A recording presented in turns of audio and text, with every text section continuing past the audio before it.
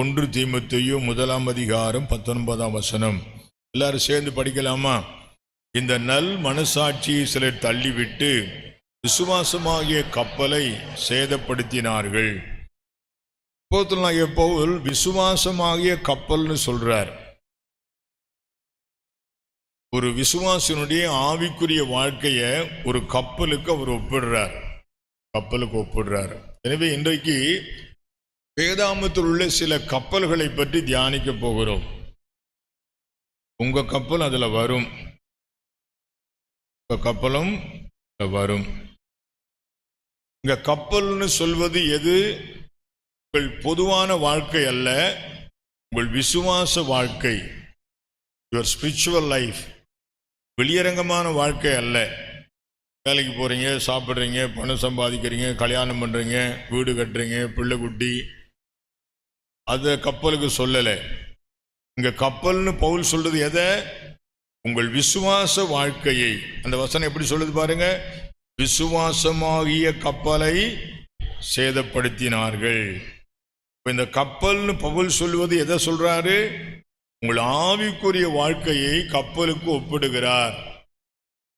அப்போ எந்த சூழ்நிலையிலும் உங்கள் ஆவிக்குரிய வாழ்க்கை பாதிக்கப்படாதபடி பார்த்து கொள்ள வேண்டும். அதுதான் அந்த ஸ்ட்ரெஸ். எந்த சூழ்நிலையிலும் உங்கள் ஆவிக்குரிய வாழ்க்கையை நீங்கள் பாதுகாத்து கொள்ள வேண்டும். அது உடைஞ்சிடக்கூடாது. உங்களுக்கு உடம்பு கெட்டு போனாலும் பரவாயில்ல, வியாபாரம் கெட்டு போனாலும் பரவாயில்ல, படிப்பு கெட்டு போனாலும் பரவாயில்ல, உங்கள் இல்லற வாழ்க்கை கெட்டு போனாலும் பரவாயில்ல, that doesn't matter at all. உங்கள் ஆவிக்குரிய வாழ்க்கையை பாதுகாத்து கொள்ள உங்களால் முடிந்த அளவுக்கு 100% முயற்சி எடுக்கும்படி ஆண்டவர் சொல்லுகிறார். உங்கள் ஆவிக்குரிய வாழ்க்கையை வேதாகமம் எதற்கு ஒப்பிடுகிறது? கப்பலுக்கு ஒப்பிடுகிறது. யோபின் புஸ்தகத்தில் கூட யோபு சொல்றாரு, 9ஆம் அதிகாரம் 25ஆம் வசனம் 26ஆம் வசனம். அப்ப யோபு என்ன சொல்றாரு? தான் வாழ்க்கையை பற்றி சொல்லும் போது, அவைகள் வேகமாய் ஓடுகிற கப்பல்களை போல இருக்குதான். ஆவிக்குரிய வாழ்க்கைய எதற்கு ஒப்பிடுறாரு? கப்பலுக்கு ஒப்பிடுறார். வேதாகமத்தில் உள்ள சில கப்பல்களை வரிசையா பார்க்க போறோம். அதுல நீங்க எந்த கப்பல்னு பார்த்துங்க, உங்க கப்பல் சரியா போதான்னு பார்த்துங்க. நான் சரீர பிரகாரமான வாழ்க்கையை சொல்லல. ஆவிக்குரிய வாழ்க்கை பாதிக்கப்பட்டு சரீர வாழ்க்கை நல்லா இருக்கலாம். சரீர வாழ்க்கை நல்லா இருக்கிறதுனால ஆவிக்குரிய வாழ்க்கை நல்லா இருக்குன்னு நிறைய பேர் நினைச்சு ஏமாந்து போறாங்க. இந்த காலகட்டத்தில் அப்படி ஏமாற்றப்பட்டு விட வேண்டாம். சரீர வாழ்க்கை உடைஞ்சாலும் பரவாயில்ல, எது உடைஞ்சிடக்கூடாது? ஆவிக்குரிய வாழ்க்கை உடைஞ்சிடக்கூடாது. அதுதான் இன்றைக்கு செய்தியினுடைய முக்கிய சாராம்சம். முதல் கப்பல் நோவாவின் கப்பல். இந்த நோவாவின் கப்பல் என்னன்னு முதல் உங்களுக்கு சொல்லிடுறேன். உலகத்தில் உள்ள எல்லாரும் ஆண்டவருக்கு விரோதமா பாவம் செஞ்சிட்டாங்க, துன்மார்க்கம் ஆயிடுச்சு, உலகம் முழுவதும் கரப்ட் ஆயிடுச்சு, ஆண்டவருக்கு கோபம் வந்துடுச்சு. இந்த மக்கள் நல்லா இருப்பாங்கன்னு நினைச்சேன், இப்படி பண்ணிட்டாங்களேன்னு சொல்லிட்டு அழிச்சிடலாம் அப்படின்னு முடிவு பண்ணிட்டார். ஆனா ஒரு ஃபேமிலியை பார்த்தார். நோவா, அவன் மனைவி, அவன் பிள்ளைகள், அந்த வீட்டில் ஒரு 8 பேர் இருந்தாங்க. இந்த 8 பேர் ஆண்டவர் பார்த்தாரு. இவங்க பக்தியா இருந்தாங்க, ஆண்டவரை தேடினாங்க, ஆண்டவருக்கு பிரியமா வாழ்ந்தாங்க. ஆண்டவர் முடிவு பண்ணாரு, உலகத்தை பூரா அழிக்க வேண்டாம், இவங்களை மட்டும் காப்பாத்திடுவோம். இந்த குடும்பம் நல்லா இருக்குது, எனக்கு பிரியமா இருக்குதுன்னு சொல்லிட்டு நோவாவை கூப்பிட்டு ஒரு கப்பல் ஒன்று செய்ப்பான்னு சொன்னாரு. அந்த கப்பலை செஞ்சான். அந்த கப்பலை செஞ்சு எல்லாம் ஏறுங்க நீட்டாரு. எல்லாம் ஏறிட்டாங்க. அவரே கதவை பூட்டிட்டாரு. 40 நாள் தொடர்ந்து மழை பூமியில பெய்ய வச்சிட்டாரு. பூமியில எல்லாம் அழிஞ்சு போச்சு. பூலோகம் முழுவதும் தண்ணீர்னால தத்தளிக்குது. எல்லா மலைகளும் மூடிடுச்சு. மலைகளுக்கு மேல தண்ணி வந்து நிக்குது. அந்த அளவுக்கு வெள்ளம் வந்துடுச்சு. ஆனா நோவா கப்பல் மாத்திரம் ஒன்னும் ஆகல. 1 வருஷம் 27 நாள் அந்த கப்பலுக்குள்ளே அவன் இருக்கிறான். 40 நாள் இரவும் பகலும் ஐயோ அப்பா, 2 நாள் தொடர்ந்து மழை பெஞ்சாவே திருச்சி தாங்கல, 4 நாள் மழை பெஞ்சாவே தமிழ்நாடு தாங்கல, 40 நாள் மழை பெஞ்சிச்சான். மலைகளுக்கு மேல 15 முழம் தண்ணி வந்துருச்சு. ஆனா இந்த பேழைக்கு ஒன்றும் ஆகல, பத்திரமா இருக்கிறாங்க. இந்த 8 பேரும் they are safe. 40 நாள் அல்ல, 4000 நாள் மழை பெஞ்சாலும் ஆண்டுக்கு பயந்து நீதியா வாழ்ந்து அவர் சொன்ன இடத்துல நீங்க இருந்தீங்கன்னா மழையோ வெள்ளமோ ஒன்றும் உங்களை பாதிக்காது. அந்த கப்பல் போய் எங்க தங்கிச்சான்? ஆரராத் மலை மேல போய் தங்கிச்சான். 40 நாள் மழை பெஞ்சது. 1 வருடம் 27 நாள் பூமி முழுவதும் ஜலத்தினால நம்பிடுச்சு. மலைகளுக்கு மேல 15 முழத்துக்கு தண்ணி நிக்குது. இவ்வளவு மழை பெஞ்சும் இவ்வளவு வெள்ளம் வந்தும் அந்த பேடைக்கு ஒன்றும் ஆகல, பாதுகாப்பா இருக்கிறாங்க. காரணம் என்ன சொல்லுங்க பாலா? அவன் நீதிமானாய் வாழ்ந்தான். அவன் எப்படி வாழ்ந்தான்? நீதிமானாய் வாழ்ந்தான். தேவனோடு சஞ்சரித்தான், தேவனோடு சஞ்சரித்தான். ஆதியாகமத்தின் புஸ்தகத்தில் நோவாவுக்கோ கர்த்தருடைய கண்களில் கிருபை கிடைத்தது. நோவாவின் வம்ச வரலாறு. நோவா தன் காலத்தில் இருந்தவர்களுக்குள்ளே நீதிமானும் உத்தமனுமாய் இருந்தான். நோவா தேவனோடு சஞ்சரித்து கொண்டிருந்தான். இதான் ரகசியம். கடைசி நாட்களில் பைபிள்ல இயேசு சொல்றாரு, நோவா காலத்தில் நடந்தது போல நடக்கும். கடைசி காலத்தில் எப்படி நடக்க போதா? நோவா காலத்தில் நடந்தது போல நடக்குமா? மக்கள் பெண் கொண்டும் பெண் கொடுத்தும் வீடு கட்டியும் வீடு வாங்கியும் எல்லாம் செய்வாங்களா? நோவா காலத்தில் வெள்ளம் வந்து எல்லாரையும் வாரி கொண்டு போக மட்டும் உணராதிருந்தார்களா? மறுபடியும் அது மாதிரி நடக்க போகுது. நீங்களும் நான் எப்படி இருந்தாகணும்? நோவாவை போல சொல்லுங்க, நீதிமானும் உத்தமனும் தேவனோடு சஞ்சரிக்கிறவனுமா இருக்கணும். பாருங்களேன், மெஜாரிட்டி பீப்புள் கடவுளை நம்பல, பயப்படல, அவங்க உத்தமமா வாழல, தேவனோடு சஞ்சரிக்கல. இந்த 8 பேர் மாத்திரம் இப்படி வாழ்ந்தாங்க. Very few people. நீங்க எப்போதும் மெஜாரிட்டியை பார்த்து போயிடாதீங்க. வெரி ஃபியூ பீப்புள், அவங்க தான் கர்த்தருக்கு பயந்து வாழ்ந்தாங்க. இப்ப சபையில் இப்ப இவ்வளவு பேர் வந்திருந்தாலும் ஆண்டவருடைய பார்வையில எத்தனை பேர் நிஜம் போல வாழ்றீங்க ஆண்டவரோடன் கர்த்தர் பார்க்கிறார். God only knows. ரட்சிக்கப்பட்டு ஞானத்தானை எடுத்து ஆண்டவரோட நல்ல உறவுல வாழ்வீர்களானால் மழை பெஞ்சுக்கிட்டே இருக்கட்டும், வெள்ளம் வரட்டும், அதை பத்தி பிரச்சனையே இல்லை. எவ்வளவு பெரிய காத்தடிக்கட்டும், அதை பத்தி பிரச்சனையே இல்லை. உன் கப்பலுக்கு ஒரு சேதமும் வராது. உன் கப்பலுக்கு ஒரு சேதம் வராது. ஆனா நீ மட்டும் எப்படி இருக்கணும்? நீதிமானாகவும் உத்தமனாகவும் தேவனோடு சஞ்சரிக்கிறவன், மனிதர்களோடு அல்ல. மனிதர்களோடு அதிகம் பேசுகிறவர்கள் தேவனோடு அதிகம் பேச மாட்டார்கள். நோவாவின் கப்பலை பார்த்துட்டோம், கர்த்தருக்கு சோத்திரம். அடுத்தபடியா அடுத்த கப்பலை பார்க்கலாம். சாலமோனின் கப்பல். சாலமோன் கப்பல் செய்கிறாரு. அந்த கப்பல்ல என்ன வந்தது தெரியுங்களா? தேவாலயம் கட்டுவதற்கு வேண்டிய மரங்கள், தேவாலயம் கட்டுவதற்கு வேண்டிய தங்கம், பொன்னு, வெள்ளி, வெளியேற பெற்ற கற்கள், வேலைக்காரர்கள் அந்த கப்பலிலே வந்தார்கள். தேவாலயம் கட்டுவதற்காக அந்த கப்பல்கள் பயன்படுத்தப்பட்டது. அந்த கப்பல்களிலே தங்கம் வந்தது, மரங்கள் வந்தது, வெளியேற பெற்ற கற்கள் வந்தது. ஆலயம் கட்டுவதற்கு வேலைக்காரர்கள் வந்தார்கள். அந்த கப்பலுக்கு ஒரு சேதமும் வரவில்லை. உங்களுக்கு ஒரு காரியத்தை சொல்லிக் கொள்கிறேன். தேவராஜ்யம், தேவ மகிமை, தேவனுடைய சபை, கர்த்தருடைய ஊழியம் போன்றவற்றிற்கு உங்கள் பலத்தை, உங்கள் ஞானத்தை, உங்கள் பணத்தை, உங்கள் நேரத்தை செலவு செய்து பாருங்கள். தேவாலயம் சம்பந்தப்பட்ட விஷயங்களுக்கு, தேவ சபைக்கான காரியங்களுக்கு, தேவ ஊழியத்திற்கான காரியங்களுக்கு உங்கள் கப்பல் பயன்படட்டும். அப்படி பயன்படும் போது அது பத்திரமாய் வந்து சேரும். அதுல ஒரு பிரச்சனையும் வராது. இன்றைக்கு முடிவெடுங்கள். உங்கள் விசுவாச கப்பல், உங்கள் ஆவிக்குரிய வாழ்க்கை ஆண்டோடைய ராஜ்யத்திற்காக இருக்கட்டும். நீங்க ஆண்டோடைய கிங்டம்க்கு ஒப்பு கொடுத்த மாதிரியே தெரியல.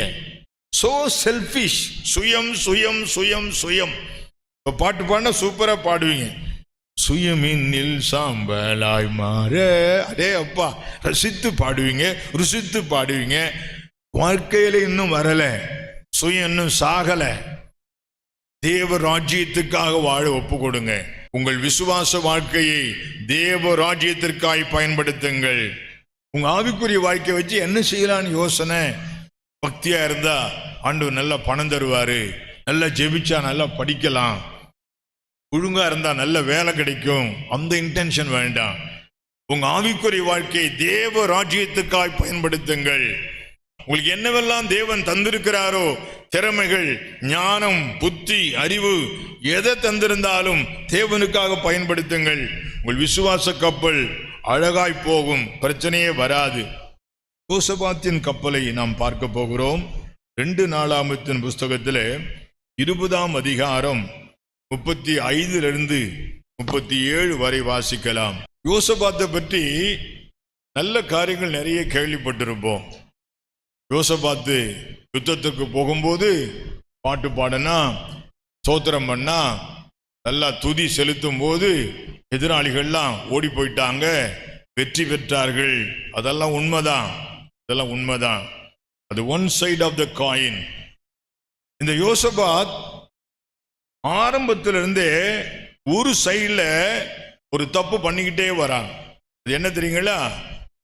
ஆகாபோடு சேர்ந்துக்கிட்டு போனான். அப்போவே ஆண்டவர் எச்சரித்தாரு, நீ என்ன ஆகாபோட கூட்டிட்டு போற, உன்கிட்ட சில நல்ல காரியம் இருந்தனால உன்னை விட்டேன், தப்பிச்ச, இல்லைன்னா உன்னையும் சேர்த்து போட்டிருப்பேன்னு எச்சரித்தாரு.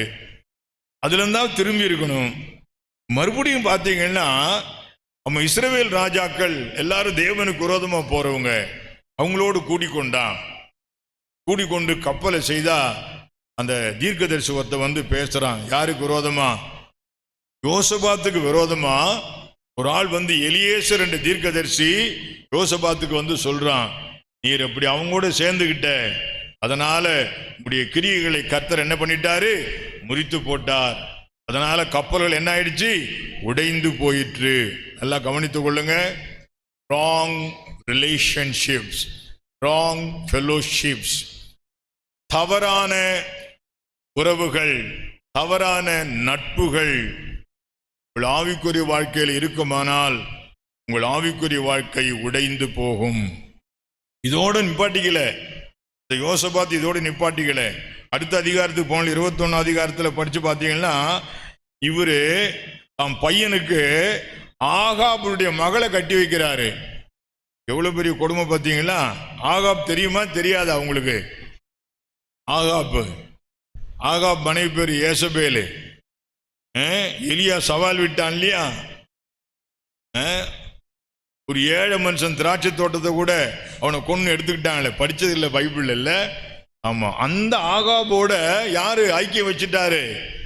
இந்த யோசபாத்து. நல்ல பாட்டெல்லாம் பாடினார், ஸ்தோத்திரம் எல்லாம் பண்ணாரு, எல்லாம் பண்ணி ஜெயமெல்லாம் பெற்றார். அதெல்லாம் ஒரு side of the coin. The other side அவரு ஏற்கனவே ஆண்டவர் எச்சரித்தாரு, ஆகாபோட சேராதன்னு சொன்னாரு.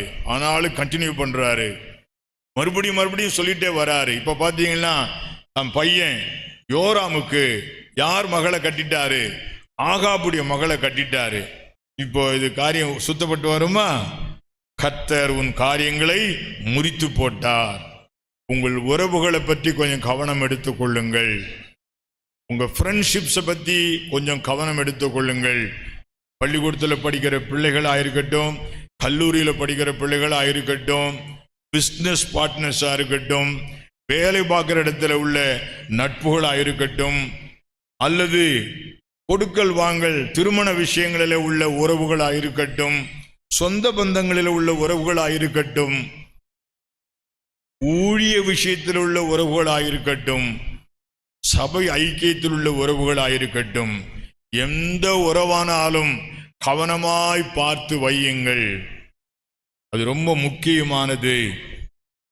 தவறான உறவுகள், ஆண்டவருக்கு பிடிக்காத தவறான உறவுகள், நட்புகள், திருமணங்கள் சொந்த பந்தங்களோடு சேர்ந்து கொள்ளுதல். சொந்த பந்தங்களா இருக்கு. நம்ம சபையிலே நான் சில குடும்பங்களை அறிஞ்சிருக்கிறேன். ஞாயிற்றுக்கிழமை ஆராதனைய ஒரு நாளும் கட் பண்ணாம தொடர்ந்து வந்தவங்க இங்க இருக்கிறாங்க. சொந்த அக்கா மகளுக்கு கல்யாணம். அவர் ஞாயிற்றுக்கிழமை ஆராதனை முடிச்சுட்டு தான் போனாரு. அவங்க ஒரு மேல கோச்சுக்கிட்டு இன்னைவரையிலும் பேசுறது இல்லை. காரணம், ஐயோ எனக்கு சபையில வேலை இருக்குது, எனக்கு ஊழியம் இருக்குது, நான் சர்ச்சுக்கு போகணும் அப்படின்னு சொல்லிட்டு, அப்போ அந்த மாதிரி நபர்களை நான் கனப்படுத்தி தான் ஆகணும். ஒரு நாள் கூட என்கிட்ட சொல்லாம நின்னதில்லை. நிறைய பேர் இருக்கிறாங்க, அவங்க பாட்டுக்கு போவாங்க, அவங்க மட்டும் வரமாட்டாங்க. பிறகு நானே போன் பண்ணா கூட எடுக்க மாட்டாங்க. ஒரு வாரம் கழிச்சு கூட அவங்க என்கிட்ட அதை பத்தி சொல்லவே மாட்டாங்க. அப்படி இருக்கிறாங்க ஆட்கள். ஆனா ஒரு தடவை கூட சொல்லாம நின்னதே இல்லை அப்படின்ற ஆட்கள் இங்க இருக்கிறாங்க. அவங்கள வித்தியாசப்படுத்தி தான் ஆகணும். ஆண்டவரும் கனப்படுத்துவார். உங்கள் உறவுகளை குறித்து கவனமா இருங்க. சொந்த பந்தங்களை குறித்து கவனமா இருங்க. மோசே மலையிலிருந்து இறங்குறான். உடன்படிக்கை பலகைகள் எடுத்துக்கிட்டு இறங்குறான். கீழே வந்தா ஜனங்கள் எல்லாம் விக்கிரகாராதனை பண்ணிட்டு இருக்கிறாங்க. டான்ஸ் போட்டு பாட்டு பாடிட்டு இருக்கிறாங்க. தன் கையில் இந்த அந்த கற்பலகைகளை போட்டு உடைச்சிட்டான். கோபம் வந்துடுச்சு. என் பக்கமா நிக்கிறவங்க யாரு, வா கத்தி எடுத்து போய் வெட்டுறா அப்படின்றான். லேவியர்கள் இறங்கிட்டானோ, லேவியர் இறங்கி கத்தி எடுத்து வெட்டிட்டான். அப்பா அம்மா அண்ணன் தம்பி அக்கான்னு பார்க்கல, எல்லாத்தையும் வெட்டிட்டான். அப்போதான் சொல்றான், மோசே சொல்றான், தன் சகோதரன் என்று பாராம, உடன் பிறந்தவங்க பாராம, அக்கா தங்கச்சின்னு பாராம, ஆண்டவருக்காக நீ வைராக்கியமா வாழ்ந்த, உனக்கு அந்த ஊழியத்தை கொடுக்கிறேன், நீ தான் ஊழியம் செய்யணும் அப்படின்னு ஆண்டவர் அவனை தேர்ந்தெடுத்தார். ஞாபகத்தில் வைத்துக் கொள்ளுங்க. உங்கள் ஆவிக்குரிய வாழ்க்கை என்ற இந்த கப்பல் உடையாம இருக்கணும்னா உங்கள் உறவுகளை குறித்து எச்சரிக்கையா இருங்க. திருமணங்களை குறித்து எச்சரிக்கையா இருங்க. சொந்த பந்தங்களை குறித்து எச்சரிக்கையா இருங்க. நட்புகளை குறித்து எச்சரிக்கையா இருங்க. தவறான நட்புகள் உங்கள் ஆவிக்குரிய வாழ்க்கையை பாதித்து விடும். யோனாவின் புஸ்தகம் 1 அதிகாரம் 3 தர்ஷீசுக்கு போகிற ஒரு கப்பலை கண்டு கூலி கொடுத்து கர்த்தருடைய சமூகத்தினின்று விலகும்படி அவன் தர்ஷீசுக்கு போனான். 4 கர்த்தர் சமுத்திரத்தின் மேல் பெருங்காற்றை வரவிட்டார். அதனால் கடலிலே கப்பல் உடையும் என்று நினைக்கத்தக்க பெரிய கொந்தளிப்பு வந்தது. சில கப்பலுக்கு ஆண்டவர் பெரிய புயலை அனுமதிப்பார், பெரிய காற்றை அனுமதிப்பார். சமுத்திரத்தில் குலுக்கிறாராம். அதுக்கெல்லாம் நேரம் இல்லை வசனம் எடுக்க. சமுத்திரத்தை என்ன பண்றார் ஆண்டவர்? சமுத்திரத்தை குலுக்கிறாராம். உங்க கப்பலை ஆண்டவர் பெருங்காற்றையும் பெரிய புயலையும் விட்டு குலுக்கிறாருன்னா அதுக்கு ஒரு காரணம் இருக்கலாம். என்ன காரணம் தெரியுங்களா? இந்த யோனா. யோனா என்ன காரணம்? கீழ்ப்படியாமை. உங்க லைஃப்ல ஆண்டவருக்கு கீழ்ப்படியாத பகுதிகள் இருக்குமானால் பெருங்காற்று வரதான் செய்யும், பெருவெள்ளம் வரத்தான் செய்யும், புயல் வந்து வீசத்தான் செய்யும், கப்பல் மூழ்கத்தக்கதான அளவுக்கு பிரச்சனை வந்து முட்டும். பிரச்சனை எப்ப தீரும் தெரியுங்களா? 15 தான் பிரச்சனைக்கு தீர்வு. ஒரே தீர்வு. அது என்ன தீர்வு? யோனாவை எடுத்து சமுத்திரத்திலே போட்டார்கள். சமுத்திரம் அமைதியாயிற்று. உங்க கீழ்ப்படியாமை தூக்கி போடுங்க. இன்னைக்கு ஆளை தூக்கி போடுறதை விட்டுட்டு எதை தூக்கி போடுங்க? உங்க கீழ்ப்படியாமை தூக்கி போட்டுருங்க. எத்தனை பேர் சம்மதம்? 100% கீழ்ப்படிய நபர்கள் எத்தனை பேர் இருக்கிறீங்க சொல்லுங்க பால. 100% கீழ்ப்படிய நபர்கள். எதை சொன்னாலும் செய்வேன் அப்படி அந்த மாதிரி ஆட்கள் தான் ஆண்டவருக்கு தேவை. No second talk. 2வது பேச்சு இருக்கக்கூடாது. கிறிஸ்துவனுடைய சபைக்கு ஒரு பெயர் உண்டு, சேனை என்ற பெயர் உண்டு. இதுக்கு பேர் என்ன? சேனை என்ற பெயர் உண்டு. ஆனா சபைகளிலே இந்த சேனையிலே அநேகருக்கு இந்த கமாண்டர் சொல்ற வார்த்தைக்கு கீழ்ப்படுகிறது எண்ணமே கிடையாது. நீ என்ன சொல்ல, நான் என்ன கேட்க அப்படின்ற இடத்துக்கு வராங்க. எல்லாம் ஆண்டவர் பார்த்துக்குவார். கர்த்தருக்கு எல்லாம் தெரியும். எங்களுக்கு தெரியாத கர்த்தருக்கு தெரியும்னு நாங்க என்ன பண்ணிட்டு இருக்கிறோம்? உங்களை கர்த்தருடைய வழியில நடத்துறது தான் எங்களுக்கு வேலை. உங்களை எப்படியாவது மோட்சம் பத்திரமா கொண்டு சேர்க்கறது தான் எங்களுக்கு வேலை. அதனால இன்னைக்கு முடிவெடுங்க, ஆண்டவருடைய வார்த்தைக்கு கீழ்ப்படிவேன். கீழ்ப்படுகிற ஆட்கள் எல்லாம் பார்க்கறது ரொம்ப சிரமம். கீழ்ப்படுகிற ஆட்களை பார்க்கறது ரொம்ப சிரமம். சகிப்புத்தன்மை இல்லை, விட்டு கொடுக்கிற தன்மை இல்லை.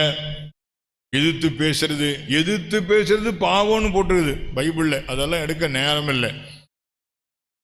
ஊழியர்கிட்ட எதிர்த்து பேசுறதே பாவம்னு பைபிள்ல போட்டுக்குது. இன்னிலிருந்து முடிவெடுங்க, கீழ்ப்படிவோம். யோனாவின் கப்பலுக்கு பிரச்சனை வந்ததுக்கு அடிப்படை காரணம் என்ன? கீழ்ப்படியாமை. இன்றிலிருந்து முடிவெடுங்க, நான் கீழ்ப்படிவேன் என்று முடிவெடுங்க. ரைட், அடுத்த விஷயத்துக்கு போலாம். சீஷர்களின் கப்பல். மத்தேயு 8:23 பெரிய காற்று வந்துடுச்சு. அவரோ நித்திரை, படகுல தான் இருக்கிறாரு இயேசு, அவர் நித்திரையா இருக்கிறாரு. பெரிய புயல் காற்று வந்து படகு மூழ்கிற மாதிரி ஆரம்பிச்சிருச்சு. அப்போதோடைய சீஷர்கள் அவரை எழுப்பி, ஆண்டவரே எங்களை ரட்சியும், வடிந்து போகிறோம் என்கிறார்கள். அடுத்த வசனம், அற்ப விசுவாசிகளே ஏன் பயப்பட்டீர்கள்? சரி, இந்த சீஷர்கள் கப்பல்ல இப்படி ஒரு பிரச்சனை வந்ததுக்கு என்ன காரணம்? என்ன காரணம்? இயேசு நம்முடைய சீஷர்களுக்கு விசுவாசத்தை சொல்லிக் கொடுக்க இதை அனுமதித்தார். In order to teach faith to his disciples. உங்கள் லைஃப்ல சில நேரங்களில் உங்கள் கப்பல் ஆடும்படி, உங்கள் கப்பலுக்கு விரோதமா ஒரு புயல் வரலாம், ஒரு காற்று வீசலாம், ஒரு கொந்தளிப்பு வரலாம். ஆண்டவர் அதை அனுமதித்திருக்கிறார். உங்களோட ஆண்டவர் இருக்கிறார் தான், உங்க படகுல இயேசு இருக்கிறார் தான். ஆனா என்ன வந்துடுச்சு? இப்போ காற்று அடிக்குது, புயல் வீசுது, படகே மூழ்கிடும் போல இருக்குது. ஐயோ குய்யோன்னு கத்துறாங்க, இயேசு எழுப்புறாங்க, இயேசுவே அடிந்து போகிறோமே அப்படின்னு எழுப்புறாங்க. இயேசு என்ன சொல்றாரு பாத்தீங்களா? ஏன் பயப்பட்டீர்கள்? ஏன் உங்களுக்கு விசுவாசம் இல்லாமல் போயிற்று? காற்றையும் கடலையும் அதற்றார், அது அமைதி ஆயிடுச்சு. அப்ப இவங்களுக்கு பெரிய ஆச்சரியம், அடேயப்பா இப்ப என்ன சொல்லித்தராரு? உங்களுக்கு விசுவாசத்தை சொல்லித்தரார். உங்கள் வாழ்க்கையில சில நேரங்களிலே ஆண்டவர் எதை அனுமதிப்பார்? புயலை அனுமதிப்பார், காற்றை அனுமதிப்பார். எதுக்காக தெரியுங்களா? எதை கற்றுக் கொடுக்க விரும்புகிறாரு? விசுவாசத்தை கற்றுக் கொடுக்க விரும்புகிறார். நீங்க அதை கற்றுக்கொள்ளணும். பாடுகளை அனுமதிப்பார். பைபிள்ல போட்டிருக்குது, அவர் உன்னை பசியினால் வருத்தி வனாந்தரத்தில் உன்னை கொண்டு போய் உன்னை சோதிச்சு பார்ப்பாரு. மனுஷன் அப்பத்தினால் மாத்திரமல்ல, தேவனுடைய வாயிலிருந்து புறப்படுகிற ஒவ்வொரு வார்த்தையினாலும் பிழைப்பான் என்பதை நீ என்ன செய்யணுமா? உணரும்படி அவர் அனுமதிப்பார். ஆண்டவர் சில நேரங்களிலே உங்கள் வாழ்க்கையிலே சோதனைகள், பாடுகள் அனுமதிப்பார், புயல் காற்றை அனுமதிப்பார். எதற்காக தெரியுமா? நீங்க விசுவாசத்தை என்ன செய்யணும்? கற்றுக்கொள்ளணும். In order to teach you faith life, விசுவாச வாழ்க்கையை கற்றுக் கொடுப்பதற்காக ஆண்டவர் சில நேரங்களிலே அனுமதிப்பார். அடுத்த கப்பலுக்கு போறோம். 1 தீமோத்தேயு 1:19. இது அலெக்சாண்டருடைய கப்பல். இந்த அலெக்சாண்டர் கப்பல் என்ன ஆயிடுச்சு? சேதமாயிடுச்சு, ஷிப் ரக். இந்த நல் மனசாட்சியை சில தள்ளிவிட்டு விசுவாசமாகிய கப்பலை சேதப்படுத்தினார்கள். அப்போ உங்கள் ஆவிக்குரிய வாழ்க்கையை கெட்டு போவதற்கு ஒரு காரணம் உண்டு. அது என்ன காரணம் சொல்லுங்க பாலா? நல் மனசாட்சி இல்லாமல் இருத்தல். அது என்ன நல் மனசாட்சி இல்லாமல் இருத்தல்? சில ஆட்களுக்கு செத்த மனசாட்சி, எவ்வளவு தப்பு பண்ணாலும் தப்புன்னே தெரியாது, அதை டிஃபெண்ட் பண்ணிக்கிட்டே இருப்பாங்க. சில ஆளுக்கு துர்மனசாட்சி. இப்போ ஆவிக்குரிய வாழ்க்கையில் கவனமாக இருந்துங்க. மறுத்து போச்சுன்னு சொல்லுவாங்க, பார்த்துருக்கீங்களா? மறுத்து போச்சு, அடி வாங்கி வாங்கி மறுத்து போச்சு.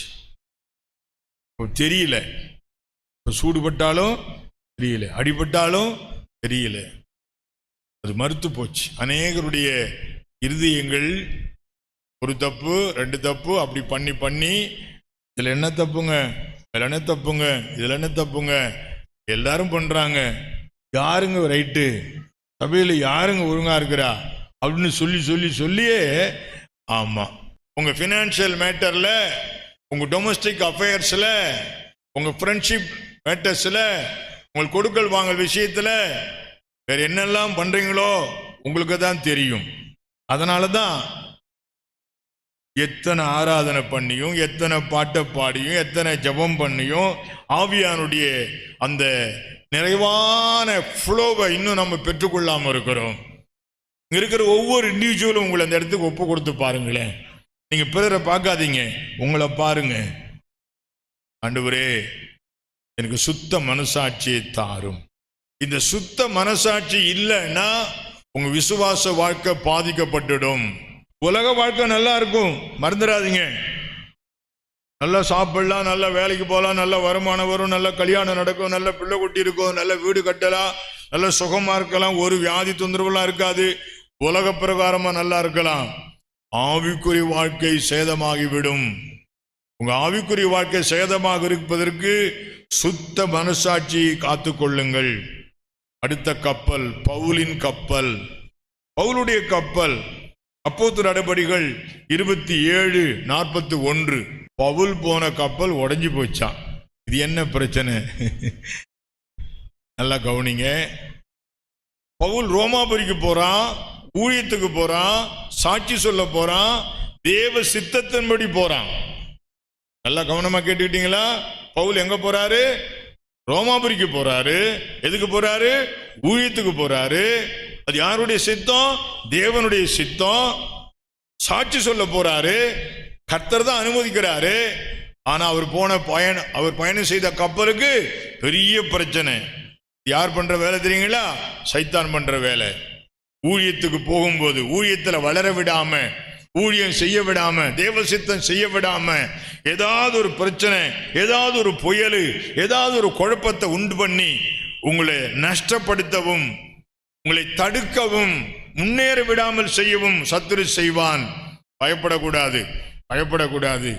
எப்படியா எவ்வளவு காத்தடிச்சாலும், எத்தனை கப்பல் உடைஞ்சாலும் ரோமாபுரிக்கு பவுல் போய் சேர்ந்தான். அவன் தன்னுடைய லட்சியத்தை அடைந்தான். மறந்துடாதீங்க, ஆண்டவருடைய சித்தத்தின்படி நீங்கள் வாழ்வீர்களானால், ஆண்டவருடைய சித்தத்தின் மையத்தில் இருப்பீர்களானால், ஆண்டவருக்கு சாட்சி சொல்ல, ஆண்டவருக்கு ஊழியம் செய்ய, ஆண்டவருக்காய் வாழ, முழுவதும் தேவ சித்தத்துக்கு ஒப்பு கொடுத்து வாழ்கிற எந்த நபருக்கும் சைத்தான் தடை பண்ணதான் செய்வான். தெசலோனிக்க நிருபத்தில் பவுல் எழுதுறாரு, உங்களிடத்தில் வருவதற்கு நான் யோசனையா இருந்தேன், சாத்தானோ தடை பண்ணினான். ஊழியம் செய்ய விடாமல் தடை பண்ணுவான் சாத்தான். ஆனால் கவலைப்படக்கூடாது, லட்சியத்தை அடைந்தே தீருவோம், லட்சியத்தை அடைந்தே தீருவோம். யாக்கோப்புடைய கப்பல் அது. யாக்கோப்புடைய கப்பல்னா அப்போஸ்தலனாகிய யாக்கோப்பு எழுதின நிருபத்திலே ஒரு கப்பலை பத்தி பேசுறார். யாக்கோப்பு நிருபம் 3ஆம் அதிகாரம் 4ஆம் வசனம் 5ஆம் வசனம். பெரிய கப்பலா. அந்த கப்பல் எது ஆபரேட் பண்ணுதான்? சிறிய சுக்கான் ஆபரேட் பண்ணுதான். எந்த பக்கம் போகணும், எந்த பக்கம் போகக்கூடாது, எங்க நிப்பாட்டணும் என்றத அந்த சிறிய சுக்கான் அது கண்ட்ரோல் பண்ணுதான். அப்படியே நாவானது உங்க உலக வாழ்க்கைய, இந்த சரீர வாழ்க்கைய எது கண்ட்ரோல் பண்ணுதான்? உங்க நாக்கு கண்ட்ரோல் பண்ணுதான். உங்க விசுவாச கப்பல் பாதிப்படையாம, உங்க ஆவிக்குரிய வாழ்க்கை பாதிப்படையாம போகணும்னா என்ன தேவை தெரியுங்களா? நாவடக்கம். சொல்லுங்க, நாவடக்கம்.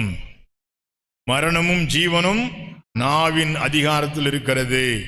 மரணமும் ஜீவனும் நாவின் அதிகாரத்தில் இருக்கிறது. சாத்தான் இயேசுகிட்ட வந்து என்னென்ன விளையாட்டு காமிச்சான் தெரியுங்களா? மேலிருந்து குதின்னா, செத்து போட்டும். உங்களை கூட சாத்தான் சமயத்தில் சொல்லுங்க, செத்துப்போ. நீங்க சொல்லுங்க, பரவாயில்லையே, செத்தா பரவாயில்லன்னு சொல்லுங்க. ஏன் பயப்படுறீங்க? நிறைய பேர் ஐயோ இப்ப பெரிய பிரச்சனை என்ன தெரியுங்களா? மரண பயம். மரண பயம். செத்துருவனா, இப்படி ஆயிடுச்சா, செத்துருவனா, செத்தா பரலோகம் போக போறேன்.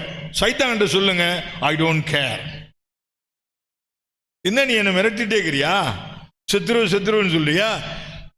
அதுக்கெல்லாம் பயப்படுற ஆளா நானு? செத்து போறேன், போயா தூரேன் அப்படின்னு சொல்லுங்க பாலா. எத்தனை பேர் அப்படி சொல்ல போறீங்க இன்னையிலேருந்து? மரணமும் ஜீவனும் எதுல இருக்குது? நாவின் அதிகாரத்தில் இருக்குது. மரண பயம் அநேகரை கெடுக்குது. இந்த வார்த்தையை கேட்கிற உங்களுக்கு சொல்றேன், மரண பயம் உங்களுக்கு கெடுக்க கூடாது. மரணமும் ஜீவனும் நாவின் அதிகாரத்தில் இருக்குது. சாத்தான கண்டு ஏன் பயப்படுறீங்க? செத்துப்போன்னு சாத்தா சொல்றானா? டேய் போடா, செத்தா பரலோகம் போறேன், உனக்கு என்னடா கேடு அப்படின்னு சொல்லுங்க. ஏன் சாத்தானுக்கு பயப்படுறீங்க? கர்த்தருக்கு ஸ்தோத்திரம். விசுவாசிகளால் நடக்கும் அடையாளங்கள் ஆவன. சொல்லுங்க, உங்க கண்ணால் அந்த பொன்னான வசந்த பாருங்க. விசுவாசிக்கிறவர்களால் நடக்கும் அடையாளங்கள் ஆவன. என்ன முதல் அடையாளம்? என் நாமத்தினாலே பிசாசுகளை துரத்துவார்கள். இப்போ உங்களுக்கு ஒரு கேள்வி, நீங்களாம் விசுவாசி தானே? எத்தனை பேர் துரத்திருக்கிறீங்க? இல்ல பாஸ்டர், அதுதான் என்ன துரத்துது.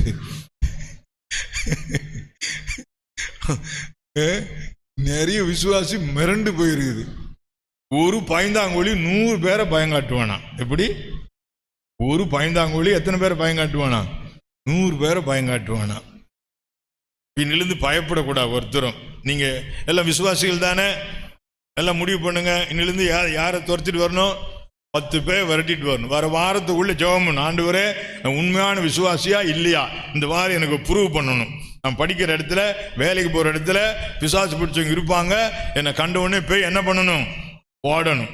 ஓடணும். கருத்து பேய் ஓடாட்டியும் பரவாயில்ல, ஆடவாது செய்யலும் இல்லை.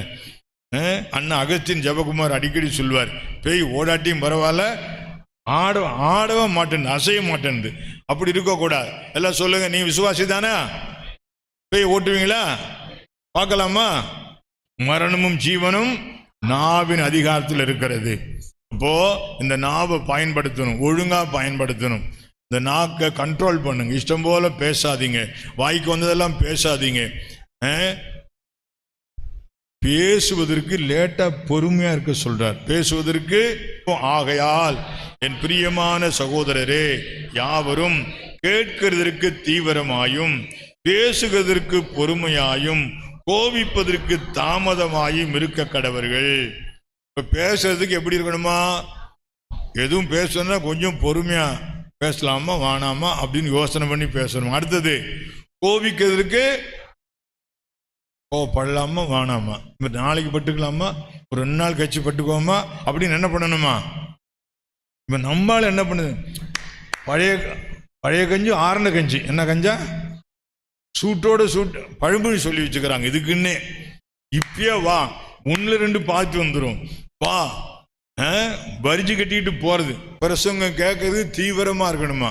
நான் பிரசங்கம் ஆரம்பிச்சோடனே 2 டிக்கெட் பை தூக்கிட்டு வெளியே போயிடுச்சு. அட கடவுளே, என் பிரசங்கம் பிடிக்கல போலது. கர்த்தருக்கு ஸ்தோத்திரம்.